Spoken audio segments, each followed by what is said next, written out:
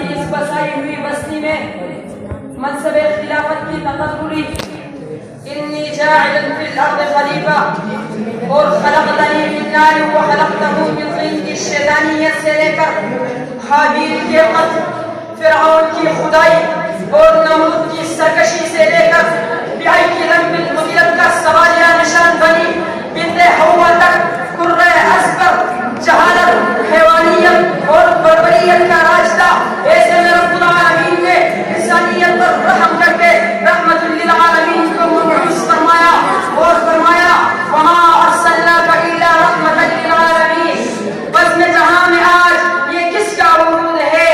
جبرائیل کے لبوں پر مسلسل درود ہے۔ انسانیت نے قرض سب اپنا چکا لیا، تخلیق کر کے جس کو خدا مسکرایا، جس کی طلب میں کی تھی دعائے خلیل نے، آمد کی اس کا مجدہ سنایا جبرائیل نے۔ صدق و صفا کا بے کرے نور آ گیا، لے کر حیات تازہ کا منشور آ گیا۔ صدر علی وقاص محسن انسانیت نے انسانی زندگی کو نشأت ثانیہ بخشی۔ حضور نے ایک نظام حق کے درخشہ سے مبدأ تہذیب کو روشن کر کے دوسری بین الاقوامی تاریخ کا ابتداء فرمایا۔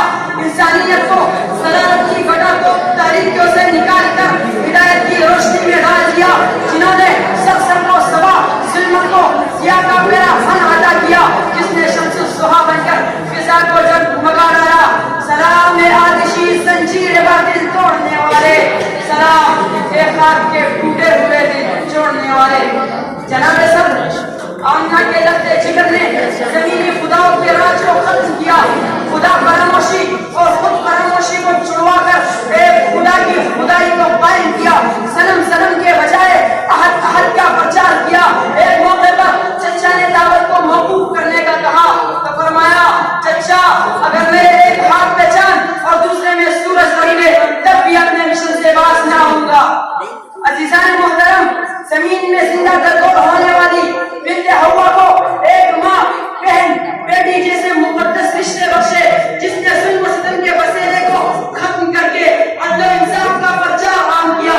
آپ نے اعلان کیا اگر محمد کی بیٹی فاطمہ بھی چوری کرے تو اس کا ہاتھ بھی کاٹ دیا جائے، جس کی عدل کی انتہا تو یہ تھی کہ بندہ لینے کے لیے اپنی کمر امت کے عام آدمی کے سامنے کر دی، جس نے نقشہ ہستی پر ابو جہل کے نطفے سے جنم لینے والے کو حضرت اکرامہ رضی اللہ تعالی عنہ بنا ڈالا، جب وہ لٹیروں کو مغالب کو مہربان بنا ڈالا۔ اس کے بعد